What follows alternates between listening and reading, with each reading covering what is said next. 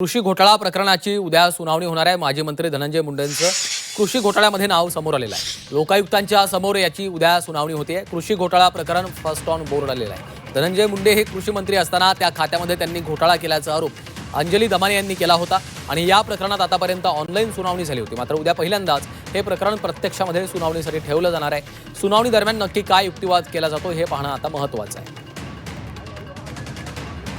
अंजली दमानी या स्वतः या संदर्भात बोलण्यासाठी फोन लाईनवरून आपल्या सोबत जोडल्या गेलेल्या आहेत। अंजली ताई, उद्याच्या सुनावणीकडे तुम्ही कसं पाहता, कारण आतापर्यंत ऑनलाईन सुनावणी झालेली होती? नक्कीच, कारण आतापर्यंत म्हणजे गेले 6 महिने या कृषी घोटाळ्याची सुनावणी लोकायुक्तांकडे चालू होती।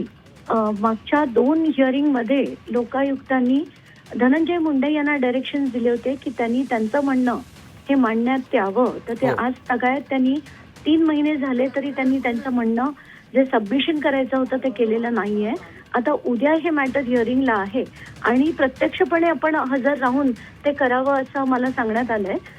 त्यानुसार मी उद्या सकाळी 11 वाजता लोकायुक्तांपुढे माझं म्हणणं मांडणार आहे आणि सगळंच म्हणजे त्याचं पूर्ण हिअरिंग उद्या होईल अशी अपेक्षा आहे। निश्चित, त्यामुळे उद्या काय युक्तिवाद केला जातो हे देखील पाहावं लागेल। धन्यवाद अंजली ताई आपल्या प्रतिक्रियेसाठी।